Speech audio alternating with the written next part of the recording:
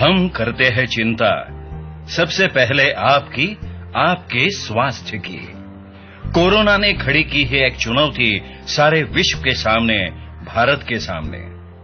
हृदय रोग, मधुमेह, ब्लड प्रेशर आदि बीमारियों के कारण जिनकी रोग प्रतिबंधक शक्ति कम हो चुकी है, ऐसे व्यक्तियों को तथा वरिष्ठ नागरिकों को कोरोना का खतरा अत्यधिक पाया गया है।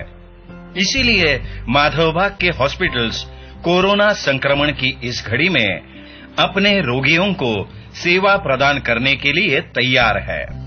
रोगी द्वारा हॉस्पिटल में आने के संबंध में सभी आवश्यक कागजात भेजे जाने पर माधवबाग हॉस्पिटल द्वारा उसे ट्रैवलिंग पास भेजे जाएंगे, जिससे वे बिना किसी अड़चन के हॉस्पिटल पहुंच पाएंगे। उनके हॉस्पिटल पहुंचने पर उनकी आवश्यक जांच की जाएगी और फिर उन्हें उपचारों के लिए प्रवेश दिया जाएगा। माधवबाग हॉस्पिटल का हर एक कर्मचारी कोरोना के प्रादुर्भाव से स्वयं को मुक्त रखने हेतु हर प्रकार की सावधानी बरतता है। स्वयं के तथा आने वाले सभी रोगियों के स्वास्थ्य के लिए आवश्यक सभी बातों का ख्याल रखता है। रिसेप्शन, जांच, पंचकर्म, खान पान, ऐसे सभी विभागों का निर्जंतुकीकरण समय समय पर किया जाता है। हमारे सभी कर्मचारियों को निजी रोग सुरक्षा एवं प्रतिबंध के विषय में विशेष प्रशिक्षण दिया गया है। उन्हें mask, gloves, gown, face shield आदि साधनों का प्रयोग करना अनिवार्य है।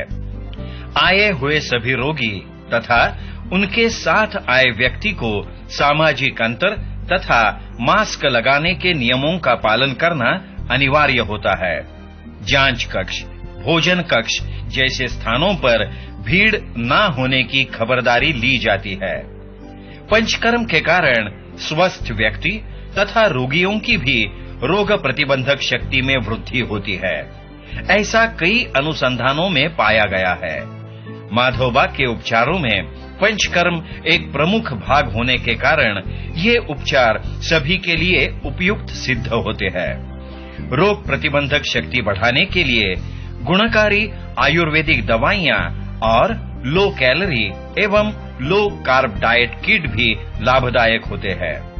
कोरोना संक्रमण के संकट में भी माधवबाग हॉस्पिटल के सभी डॉक्टर्स एवं कर्मचारी अपनी तथा अपने परिजनों की स्वास्थ्य सुरक्षा का विचार न करते हुए आपकी स्वास्थ्य सुरक्षा के लिए सब कुछ कर रहे हैं। आप भी कोरोना का डर भुलाकर हृदय रोग, मधुमेह के साथ युद्ध करने के मार्ग पर एक कदम आगे बढ़ाएं। माधवबाग हॉस्पिटल आपके साथ है।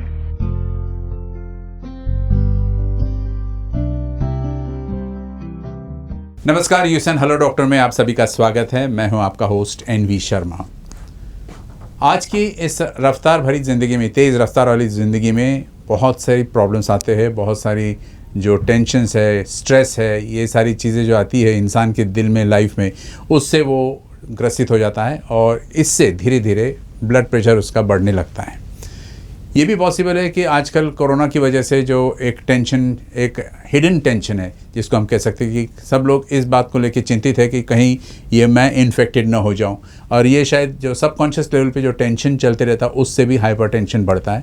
तो इन बातों से, और ऊपर से कई सारी नौकरियां गई लोगों की, फाइनेंशियल स्ट्रेन्स है, बहुत सारे प्राइवेट प्रॉब्लम्स है, ये सारी चीज़ों की वजह से शायद इंसान हाइपरटेंशन का पेशेंट बन जाता है।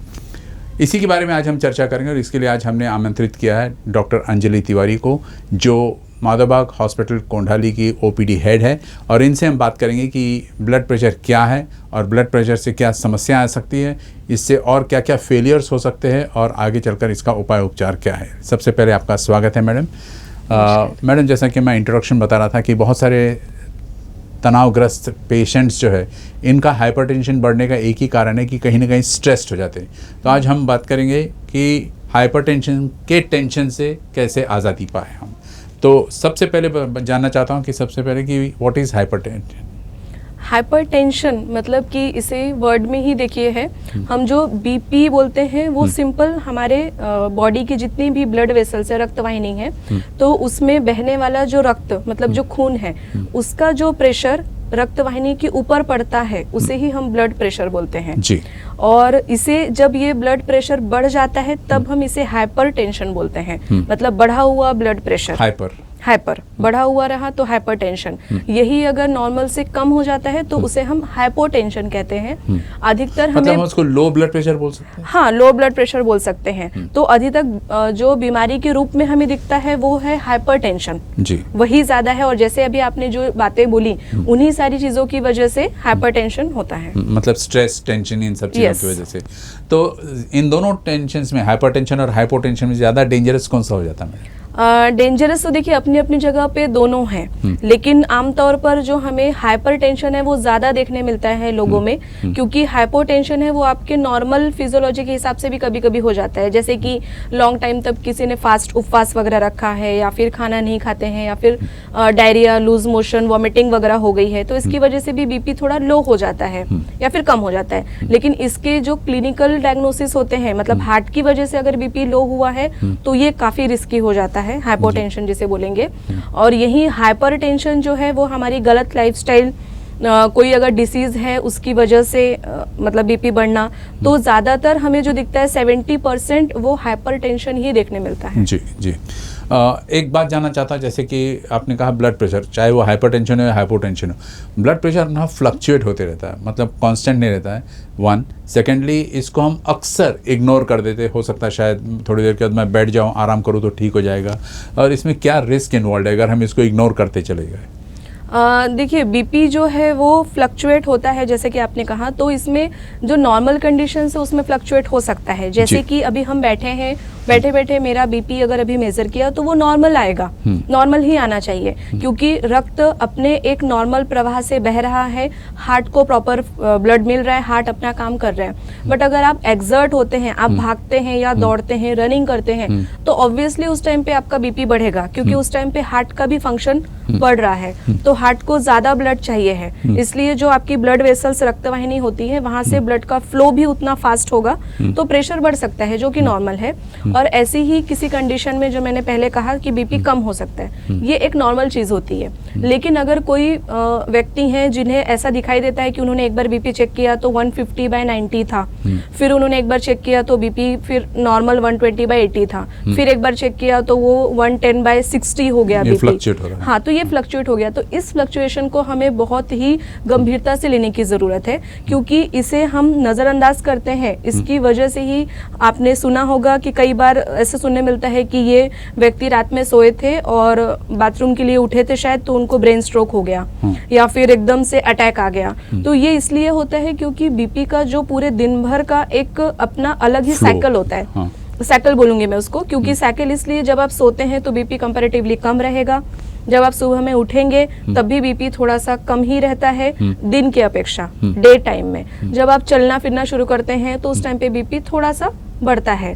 लेकिन अगर ये फ्लक्चुएशन आपका एक ही जगह बैठे बैठे बार बार हो रहा है, तो इसमें बहुत जरूरी है आपको जांच करवाना, जिससे हम आगे होने वाले कॉम्प्लिकेशंस, मतलब कि स्ट्रोक हो जाता है, ब्रेन स्ट्रोक है, हार्ट स्ट्रोक है, या फिर किडनी डिसीज, ऐसे जो बीमारी है उनसे फिर हम बच सकते हैं। जी जी, बहुत सुंदर जवाब दिया मैडम आपने। और इसी से जुड़ा एक और सवाल पूछना चाहता हूँ मैं, जैसे फॉर एग्जांपल कोई डायबिटिक पेशेंट है या कोई ब्लड प्रेशर का पेशेंट है, तो डॉक्टर्स अक्सर इनको सलाह देते हैं कि एक बार आप हार्ट टेस्ट भी करा लीजिए। तो क्या इनके साथ क्या एक इक्वेशन बनता है कि जिसको डायबिटीज़ है, जिसको ब्लड प्रेशर हाई है, उसको हार्ट टेस्ट भी करा लेनी चाहिए? बिल्कुल डेफिनेटली करवा लेना चाहिए, क्योंकि हमें ऐसा देखने मिल रहा है। अभी आज जब मैं इतने सारे पेशेंट्स जो देखती हूँ, तो मुझे ये चीज़ देखने मिलती है कि जिन पेशेंट्स को बीपी है या फिर जिनको शुगर है, तो ऐसे पेशेंट का हम भी माधवबाग हॉस्पिटल कोंडाली में पहले एक बार VO2 मैक्स मतलब हार्ट का चेकअप करवाते हैं। तो ऐसा देखने मिलता है कि पेशेंट को नहीं पता है, बट कहीं ना कहीं उनके हार्ट की जो एफिशिएंसी होती है, मतलब जो क्षमता है, वो कम हो गई है। उसके कम होने का कारण ये है कि अगर आपको शुगर है, तो शुगर है मतलब कि रक्त में शक्कर की मात्रा बढ़ रही है, जिसकी वजह से खून आपका गाढ़ा हो रहा है, और हार्ट को जितना खून मिलना चाहिए उतना प्रॉपर नहीं मिल पा रहा है, खून आपका थिक और गाढ़ा होने की वजह से, जिसके कारण हार्ट को लंबे समय तक ज्यादा स्ट्रेस ले लेकर वही ब्लड लेना पड़ रहा है। तो आपका हार्ट क्या होगा, जल्दी थकेगा, जल्दी से वो स्ट्रेस हो जाएगा। सेम वैसे ही बीपी में होता है कि लंबे समय तक जिनको बीपी है तो आपकी रक्तवाहिनी की जो अंदर की लेयर है वो एंडोथेलियम वो खराब होती जाती है, धीरे धीरे रक्तवाहिनी कड़क होती जाती है, जिसका पूरा प्रेशर आपके हार्ट पर ही पड़ता है। अच्छा। क्योंकि हार्ट हमारे शरीर का सबसे मेन ऑर्गन है जहाँ पर पूरा ब्लड प्यूरिफाई होकर जाता है और प्यूरिफाई होने के लिए फिर आता है। तो इसीलिए क्या होता है कि इन दोनों रिस्क फैक्टर जैसे कि बीपी है, शुगर है, इनको बहुत बड़ा रिस्क फैक्टर माना गया है हार्ट डिसीज के लिए। कई पेशेंट्स को नहीं पता होता और एकदम से हार्ट अटैक मतलब आता है। तो इससे अच्छा है कि जिन्हें भी बीपी या शुगर है उन लोगों ने डेफिनेटली अपना हार्ट का चेकअप एक बार तो करवा ही लेना चाहिए, ताकि फर्दर आने वाले कॉम्प्लिकेशन से हम बच सकें। जी मैडम, कई सारे पेशेंट्स से मेरी मुलाकात हुई है, उनमें से कुछ माधोबाग के भी पेशेंट्स हैं जिनसे मैं अक्सर पूछता हूं कि आप पहले क्या करते हो। उनका कहना था कि बीपी के लिए मैं गोली ले रहा हूं, मेडिसिन ले रहा हूं, टैबलेट्स ले रहा हूं वगैरह वगैरह।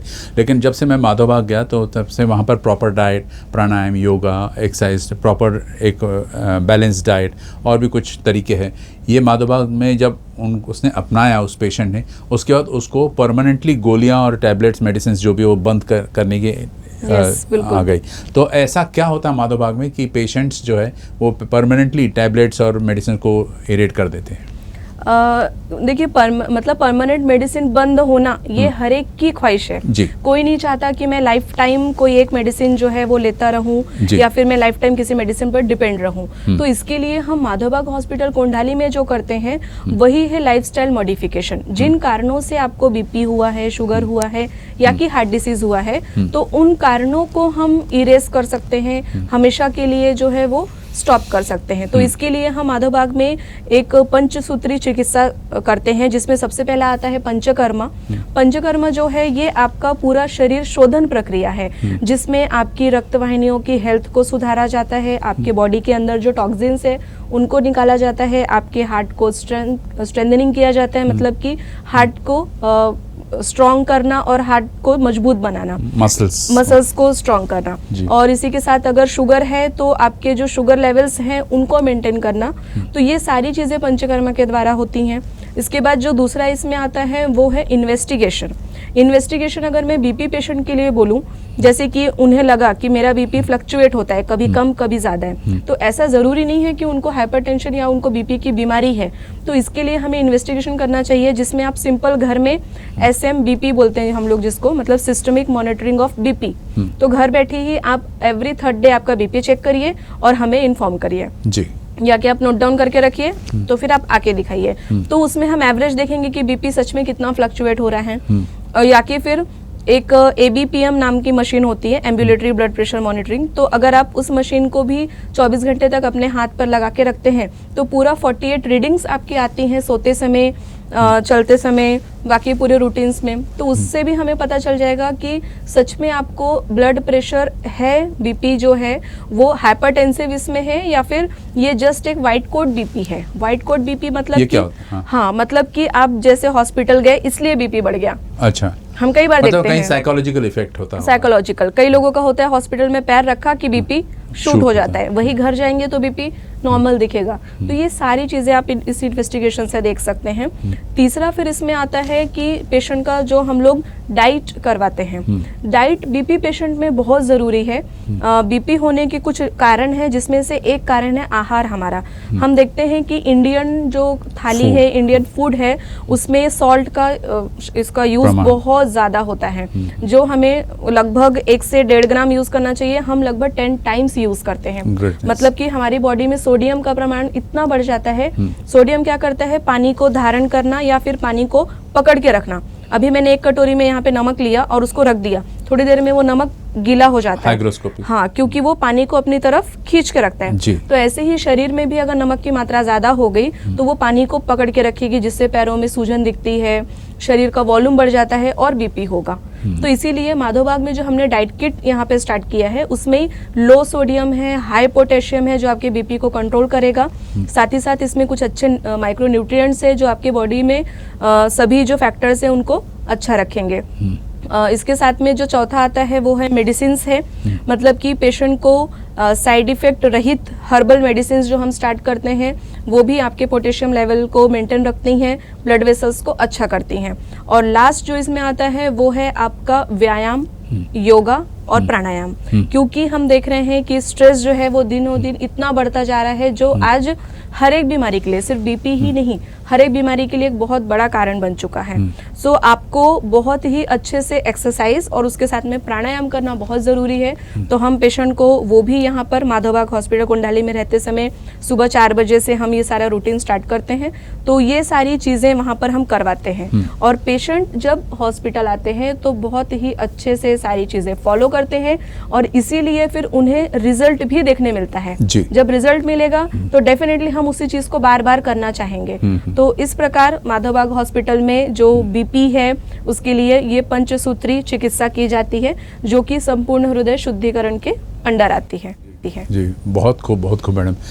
मैं अपने दर्शकों को बता दूं कि हम आगे बढ़ने से पहले एक पेशेंट से मिलते हैं और जानते हैं कि वो क्या कहना चाहता है माधवबाग में ट्रीटमेंट लेने के बाद। पहले वीडियो देख लेते हैं और फिर आगे सवाल करते हैं। मेरा नाम एलन धुआरे, माधवबाग मेरा एक फ्रेंड है, बोले आप माधवबाग जाइए।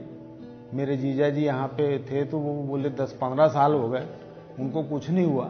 मेरी पत्नी और मैं यहाँ पे माधवबाग आए। उस समय टीएमटी टेस्ट में मेरा गड़बड़ी थी, तो उस समय मैंने 5 मिनट मुश्किल से चला होगा, मगर अभी मैं 12-13 मिनट चल लेता हूँ। बीपी जो है मेरा वो भी बिल्कुल नॉर्मल हो गया है। अब वज़न अभी मेरा 65 है और मैं 5 बजे मॉर्निंग वॉक में चले जाता हूँ, तो 10-12 किलोमीटर वैसी अप डाउन हो जाता है मेरा। और इतना बढ़िया यहाँ का ट्रीटमेंट है कि इससे अच्छा कहीं ट्रीटमेंट हो ही नहीं सकता। मैडम, जैसे कि वो पेशेंट बता रहा था, आपने जो कहा वो उसके काफ़ी कुछ पॉइंट्स मिलते जुलते हैं कि वो क्या प्रक्रिया फॉलो करते, पंचसूत्री कार्यक्रम की बात कही आपने। अक्सर देखा गया कि ब्लड प्रेशर के कारण ही हार्ट एलिमेंट्स हो जाते हैं, तो ऐसा क्यों होता है, नंबर 1। और नंबर 2, इसमें आप माधवबाग में किस तरह कंट्रोल करते हैं इस चीज़ को होने से? यस, तो बीपी की वजह से हार्ट एलिमेंट जो हो जाते हैं, अभी जैसे हमने थोड़े कुछ कारण देखे थे। अगर सपोज समझ जाइए कि एक बहुत बड़ी मशीन है हार्ट और उससे निकलने वाली पाइपलाइंस है बहुत सारी ब्लड वेसल्स जो हमारे पूरे शरीर में खून का प्रवाह करती हैं। तो जब तक आपका मोटर अच्छा है, मशीन अच्छा है, पंप अच्छा है, तब तक पूरा जो पानी है वो आपके पाइपलाइंस में से प्रॉपर जाएगा। लेकिन जब आपके मशीन में या फिर पंप में ही प्रॉब्लम आना शुरू होगा तब वहां से पानी की रुकावट आएगी या फिर यही होगी। तो हम हमेशा क्या समझते हैं कि पेशेंट को बीपी है, ठीक है, तो बीपी है मतलब हार्ट डिसीज नहीं है, ऐसा आमतौर पर सबका मानना होता है। बट इसको थोड़ा अगर हम पीछे जाकर के डीप में जाके देखते हैं तो जब तक हार्ट में प्रॉब्लम नहीं आएगी तब तक आपको बीपी नहीं हो सकता, क्योंकि जो आपका मूल वहाँ पे पार्ट है जो हार्ट है, अगर हार्ट का कुछ ना कुछ प्रेशर हार्ट पे आ रहा है या फिर वो लोड नहीं सहन कर पा रहा है, तभी जाकर के आपका ब्लड प्रेशर जो है वो बढ़ेगा। फिर वो कोई भी कारण हो सकता है, शरीर में वॉल्यूम बढ़ना हो सकता है, या कि फिर आप सोडियम का ज़्यादा कंजम्पशन कर रहे हैं, या कि फिर आप स्ट्रेस में बहुत ज़्यादा हैं तो कुछ बैड हार्मोन सिक्रेट हो रहे हैं, या फिर ऐसा हो सकता है कि बहुत ज़्यादा फैट लेवल यानी कोलेस्ट्रॉल जो है बढ़ गया है, ओबेसिटी बहुत ज़्यादा हो गई है। तो ये कुछ कारण हैं जो बीपी को जन्म देते हैं, जिसके कारण ब्लड प्रेशर होता है। इसीलिए ब्लड प्रेशर का और हार्ट का डायरेक्ट रिलेशन है। अगर आपको बीपी है तो आगे चल के हार्ट डिसीज होने के ज़्यादा चांसेस हैं, क्योंकि जितना प्रेशर बढ़ेगा हार्ट को उतने जल्दी काम करना पड़ेगा, जिसकी वजह से हार्ट कमज़ोर होता है, स्ट्रेस होता है, हार्ट में सूजन आती है। अक्सर बीपी पेशेंट के 2D इको रिपोर्ट में हमें हाइपरट्रॉफी देखने मिलती है, मतलब कि हार्ट का जो साइज है वो थोड़ा बढ़ रहा है, अंदर से सूजन आ गई है। तो इसीलिए ऐसे पेशेंट्स के लिए हम हमारा माधवबाग में यही पंचसूत्री जो मैंने अभी कार्यक्रम पूरा बताई इसे हम करते हैं। और सबसे ज़रूरी है पेशेंट का मॉनिटरिंग, तो पेशेंट को घर जाकर के उनका प्रॉपर मॉनिटरिंग करना, पेशेंट को बताना कि बीपी किस प्रकार से उनके लिए रिस्की हो सकता है। तो ये सारे प्रोग्राम्स हम माधवबाग में करते हैं। जी मैडम, इसी से मिलता जुलता एक और सवाल जहन में उठता है और वो ये है कि इंग्लिश में जैसे एक कहावत है, prevention is better than cure. तो हमको पता है कि ये रिस्क फैक्टर्स है और हम उसको अगर अवॉइड करते हैं तो हमको हार्ट एलिमेंट्स नहीं होंगे, हार्ट की कोई बीमारी नहीं होगी। लेकिन पहले जानना चाहता कि वो कौन से रिस्क फैक्टर्स है जिसे हमें अवॉइड करनी चाहिए, और सेकंड माधव बाग में इन रिस्क फैक्टर्स को कैसे अवॉइड किया जाता है। रिस्क फैक्टर में तो सबसे पहला, जैसे कि हम आज बात कर रहे हैं कि हाई ब्लड प्रेशर मतलब कि हाइपरटेंशन है। दूसरा रिस्क फैक्टर है यहाँ पर डायबिटीज, शुगर का बढ़ा रहना। तीसरा रिस्क फैक्टर जो होता है वो है बहुत ज़्यादा वजन बढ़ जाना, मतलब पेट का घेर जो है वो बढ़ जाना। और साथ ही साथ इसमें आता है स्ट्रेस, मतलब कि जो लोग फाइनेंशियल स्ट्रेस में है, मेंटल स्ट्रेस में है, फिजिकल स्ट्रेस में है, तो ये सारी चीज़ें जो हैं जो आगे चल करके हार्ट एलिमेंट में कन्वर्ट हो सकती हैं। तो इन सारी चीज़ों पर ध्यान देना है। और माधव बाग में इन चीज़ों के लिए हम पहली चीज़ तो है कि जो कुछ अवेयरनेस सेशंस लेते हैं उसमें भी हम बताते हैं कि अगर ये रिस्क फैक्टर है तो आपको अभी इनको क्योर करना ज़रूरी है, ताकि वो आगे चल के कॉम्प्लिकेशंस पे हार्ट डिसीज़, ब्रेन स्ट्रोक या फिर किडनी डिसीज़ या फिर लीवर डिसऑर्डर में कन्वर्ट ना हो सके। और इसके लिए फिर दूसरा है कि जो हम लोग कुछ लाइव सेशंस लेते हैं तो उसमें भी हम ये चीज़ें बताते हैं कि आप रिस्क फैक्टर से कैसे लड़ सकते हैं, अपने डाइट को किस प्रकार कंट्रोल रखना है, एक्सरसाइज जो है वो हमें अपने डेली रूटीन में इंक्लूड करना बहुत ज़रूरी है। और प्राणायाम जो है अगर आप वो करते हैं तो आधे से ज़्यादा आपका स्ट्रेस कम होकर के ये जो रिस्क फैक्टर हैं वो डेफिनेटली कवर होते हैं। जी मैडम, अक्सर ये अभी जो एक ट्रेंड सी हो गई ये बात, इसको कोई लोग घर से निकलना पसंद नहीं करते हैं बिकॉज कोरोना के कारण, नंबर 1। और अगर बुजुर्ग पेशेंट रहा तो और भी अवॉइड करता, रिस्क नहीं लेता है।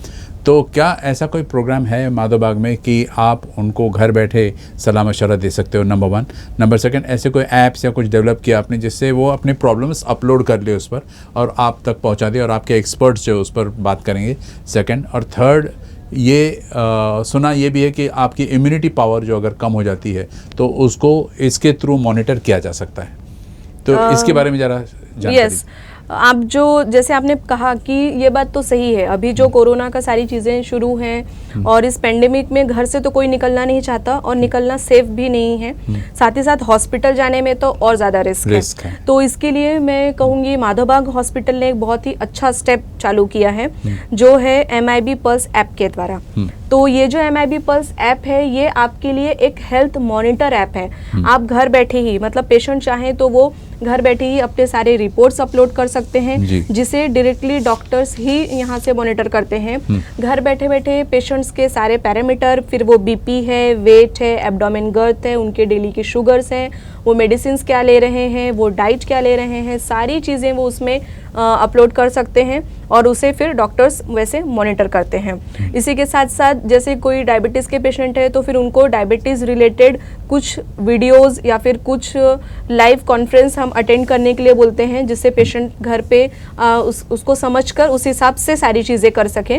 इसी के साथ साथ फिर पेशेंट्स को हम यहाँ पर कुछ जो प्रोग्राम्स होते रहते हैं, जैसे कि आपने कहा कि इम्यूनिटी चेक करने का, तो पेशेंट घर पर ही अपना इम्यूनिटी स्कोर चेक कर सकते हैं, जिसके MIB पल्स से हम उनको इम्यूनिटी स्कोर की लिंक सेंड करेंगे पेशेंट को, तो जिसके द्वारा वो अपना खुद का इम्यूनिटी स्कोर घर पर देख सकते हैं और फिर उससे रिलेटेड भी उनको गाइडेंस इसी ऐप के द्वारा दिया जाता है कि उन्हें आगे इम्प्रूव करने की क्या ज़रूरत है, अगर वो फिट हैं, वेल एंड गुड है तो उसे मेंटेन कैसे करना है। तो इस प्रकार पूरा घर बैठे ही आप एक ही ऐप से सारा मॉनिटरिंग कर सकते हैं, आपको कहीं जाने की कोई ज़रूरत नहीं है। तो मैं सभी को बोलूँगी कि डेफिनेटली उन्होंने इसका यूज़ करना चाहिए या डेफिनेटली। अक्सर जैसे कि एक सवाल रह गया यहाँ पर कि जैसे बुज़ुर्ग लोग रहते हैं वो जनरली हॉस्पिटल जाना पसंद नहीं करते और अगर घर से बाहर निकलना नहीं पसंद करते हैं, तो निश्चिंत होकर माधव बाग आ सके ऐसे कोई तरीके हैं, WHO के प्रोटोकॉल्स है, ये सारी बातें ध्यान में रखते हुए? बिल्कुल है। जैसे कि हमने अभी कोंडाली में इस दौरान, मतलब जब से कोविड शुरू हुआ है इस दौरान भी इवन माधव बाग हॉस्पिटल कोंडाली पूरी तरह से चालू है, बंद नहीं किया है। और इसलिए शुरू है क्योंकि WHO द्वारा जितने भी सेफ्टी प्रोटोकॉल्स बताए गए हैं वो सारे मतलब हम वहाँ पर फॉलो करते हैं। गेट से लेकर के जो हॉस्पिटल पूरा है, मतलब जो पूरा 6.5 एकड़ का प्लेस है वहाँ पर पूरा वेल सैनिटाइज सैनिटाइज्ड होता है आपका रिसेप्शन एरिया, पेशेंट जो वेटिंग एरिया होता है वो, doctors cabin, even canteen, patient जहाँ रुकते हैं आईपीडी, ऐसे हर जगह पे छोटे छोटे सेफ्टी मेजर्स जो हैं वो बहुत अच्छे से लिए जा रहे हैं, जिसके कारण पेशेंट जो हैं वो तो बिल्कुल निश्चिंत होकर माधवबाग हॉस्पिटल कोंडाली विजिट कर सकते हैं, चेकअप करवा सकते हैं, उन्हें किसी भी प्रकार की शंका या फिर डरने की ज़रूरत नहीं है। तो जैसे डॉक्टर साहिबा कह रही थी कि आप निश्चिंत होकर माधवबाग जा सकते हो, क्योंकि यहाँ वो सारे तमाम प्रोटोकॉल्स जो WHO ने लेआउट किए उसको फॉलो करते हुए पेशेंट्स की सुरक्षा को सबसे पहले महत्व दिया जाता है। एक बहुत इंटरेस्टिंग पॉइंट यहाँ पर माधवबाग के बारे में सुना देखा है कि वो है कि 6 डे रेजिडेंसी प्रोग्राम, ये क्या होता है और इसे पेशेंट को कैसे लाभ पहुँचता है? 6 डे रेसिडेंशियल जो प्रोग्राम है वो पेशेंट को हम कहेंगे कि खुद ही परिवर्तन के लिए, मतलब कि खुद को बदलने के लिए ये प्रोग्राम है। जैसे कि अगर मैंने किसी पेशेंट को कहा कि आप ये मेडिसिन ले लीजिए, कल से आप योगा करिए, प्राणायाम करिए, एक्सरसाइज चालू करिए, बट होता क्या है काफ़ी लोग घर पे नहीं कर पाते, उन्हें वो माहौल नहीं मिल पाता है।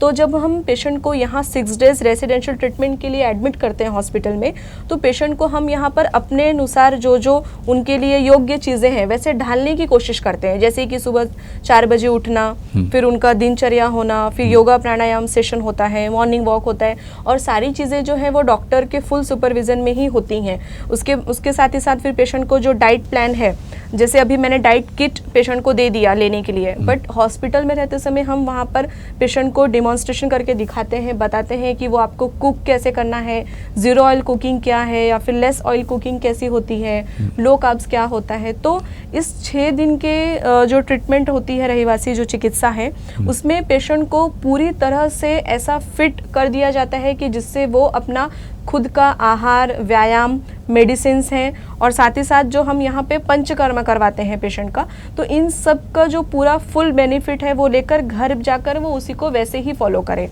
और यहाँ रहते समय ये एक चीज़ होती है कि जैसे शुगर पेशेंट से, BP पेशेंट से, हार्ट के पेशेंट से, तो उनका पूरा 24 घंटे का प्रॉपर हम यहाँ पर ऑब्जर्वेशन कर सकते हैं पेशेंट का। जैसे शुगर की लेवल फ्लक्चुएट होती हैं, BP की लेवल्स जो होती हैं वो चेंज होती रहती हैं, तो इनका पूरा एक ग्राफिक अच्छे से मॉनिटर करके फिर उस हिसाब से पेशेंट को फर्दर एडवाइस किया जाता है हर एक चीज़ का, मेडिसिन्स का या फिर उनका रूटीन का या फिर वॉकिंग का, जो भी चीज़ें हैं। तो इस 6 दिन के रहिवासी चिकित्सा में ही पेशेंट को पंचकर्म, पेशेंट का आहार, उनका प्रॉपर इन्वेस्टिगेशन, पेशेंट का मेडिसिन, उनका योगा प्राणायाम, और ये सारी चीज़ें उनको यहाँ पर सिखाई जाती हैं। जी। पेशेंट 6 डेज में ठीक होकर या सीख कर चला जाता है, तो उसके बाद उसको मॉनिटरिंग करना भी बहुत ज़रूरी है। तो क्या ये जो पेशेंट की जो पैरामीटर्स है उसको आप MIB पल्स द्वारा मॉनिटर करते हो या फिर बाद में पर्सनल एक टच रहता है? दोनों रहता है। मतलब कि कैसे, देखिए MIB पल्स से अगर पेशेंट टच होता है तो वो एक बहुत ही ब्रॉड लेवल पे हो जाता है, क्योंकि उसमें और कई सारी ऐसी चीज़ें हैं जो हम पेशेंट को ऐप के थ्रू सेंड कर सकते हैं। अदरवाइज पेशेंट पर्सनल टच में तो रहते ही हैं डॉक्टर्स के, क्योंकि उनको हम लोग मंथली, मतलब कि 30 डेज में हमें पेशेंट में जो इम्प्रूवमेंट दिखना चाहिए वो हमें पेशेंट से लेना ही है, क्योंकि अगर वो इम्प्रूवमेंट नहीं दिखी 30 डेज में तो फिर पेशेंट पीछे जाते हैं, क्योंकि मुझे 60 डेज बाद फिर उनका एक इम्प्रूवमेंट देखना है। तो इस हिसाब से पेशेंट का हम लोग एक इम्प्रूवमेंट क्राइटेरिया ही बनाते हैं, 30 days improvement, 60 days improvement, 90 days improvement. तो इसके लिए पर्सनल टच में तो पेशेंट रहते ही हैं, और इसके लिए अलग से मतलब हमारे यहाँ पे सिस्टम ही जनरेट किया गया है जो कि कुछ पेशेंट का सिर्फ फॉलोअप रखेंगे बस। घर जाने के बाद पेशेंट क्या कर रहे हैं, आहार क्या ले रहे हैं, क्या चीज़ें कर रहे हैं, मतलब लिटरली कुछ पेशेंट तो अपने फोटोज हैं जो डाइट का, मतलब थाली का, वो अपलोड करते हैं, शेयर करते हैं कि मैं आपकी डाइट किट प्रॉपर ले रहा हूँ, कितने स्टेप्स चले हैं वो अपलोड करते हैं कि आज मेरे वॉच में 10,000 स्टेप्स थे तो मैंने आज दिन भर में 10,000 स्टेप्स चला हूँ। तो इस प्रकार से पेशेंट मतलब पर्सनल टच में भी रहते हैं, और MIB पल्स ऐप के थ्रू तो फिर प्रॉपर मॉनिटरिंग होती है। जी, और ये शायद दूसरों के लिए भी लाभदायक हो, क्योंकि वो जो प्रॉब्लम्स अपलोड करते हैं तो आप शायद इसके बेसिस पर दूसरे पेशेंट्स को भी सलाह देते हैं। यस, जनरली जी। हम अपने दर्शकों को ये भी बता दें कि माधवबाग हॉस्पिटल कोंडाली ने एक टोल फ्री नंबर दिया है जिससे आप सलाह मशवरा तो कर ही सकते हो, साथ साथ में उनके साथ एक फ्री कंसल्टेंसी भी आप कर सकते हो। नंबर है 7829588866। मैं फिर दोहराता हूँ 7829588866। 8886। इस नंबर पर आप डॉक्टर से सलाह मशवरा ले सकते हो और ये कंसल्टेंसी एकदम फ्री है। मैडम चलते चलते एक सवाल और भी पूछना चाहता हूँ, जैसे कि कोविड के ज़माने की बात कर रहे हैं हम लोग, तो यहाँ पर जनरली लोगों की नौकरी गई है या है भी नौकरी तो फाइनेंशियल प्रॉब्लम्स है, स्ट्रेस है और भी बहुत सारे फैक्टर्स हैं।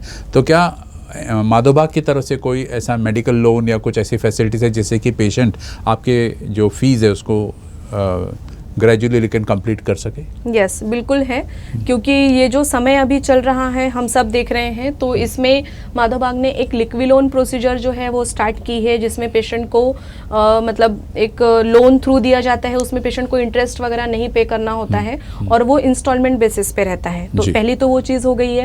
दूसरी चीज़ ये है कि अभी तक जो हमारा ट्रीटमेंट पूरा चलता था जैसे, तो उस पर भी लगभग मतलब 30 to 40% उसको हम लोग कंसेशन करके पेशेंट को एडमिट कर रहे हैं। ये Covid Covid related relief discount के लिए। साथ ही साथ इसमें जैसे कि पेशेंट काफ़ी दूर के होते हैं, अभी कल ही मेरी एक पेशेंट से बात हुई जो कि दुर्ग की है, तो उनका कहना था कि मैम मुझे जाने में 14,000 मेरा मतलब ट्रैवलिंग होगा गाड़ी का।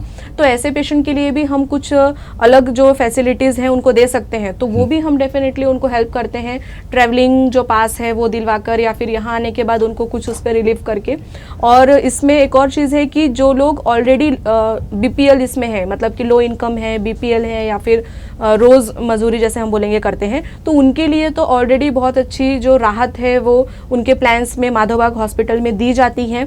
इसके साथ ही साथ अभी हमने जैसे कोविड की बात की है, तो उसमें भी उनको डेफिनेटली दिया जाता है, कुछ ना कुछ उसमें उनको कंसेशन रहेगा या फिर जैसा वो पे कर सकते हैं, तो उस हिसाब से प्लान्स उनको दिए जा रहे हैं। और अभी इसका बेनिफिट जो है, तो अभी 28 को मतलब कि 28 अगस्त को माधोबाग कोंडाली हॉस्पिटल का वर्धापन दिन होता है, फाउंडेशन डे होता है। मेरे ख्याल से 8 इयर्स हो गए आपको? यस 8 इयर्स हो गए हैं डेफिनेटली।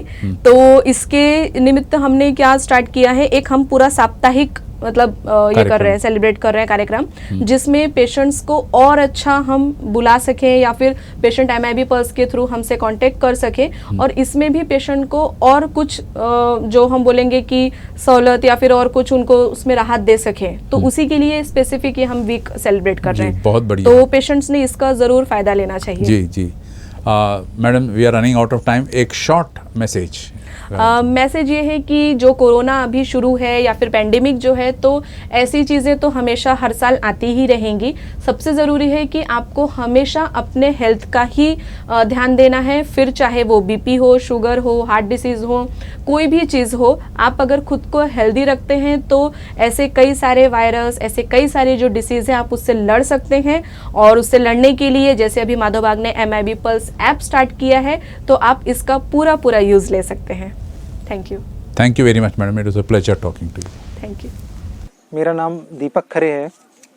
कोविड भी मैं अभी जो कोविड का पेंडेमिक सिचुएशन चल रहा है, इस कोविड में भी मैं लास्ट 2 टाइम से कंटिन्यूस फॉलोअप के लिए आ रहा हूँ।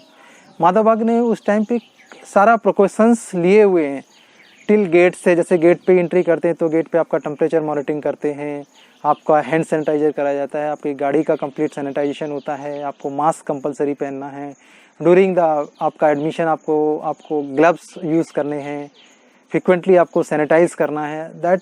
और हॉस्पिटल वालों में जो पंचकर्मा है तो वो भी आपका सूट वगैरह पहन के वो काफ़ी प्रिकॉशंस लेके वो कोविड-19 के टाइम पे आपका ट्रीटमेंट कर रहे हैं।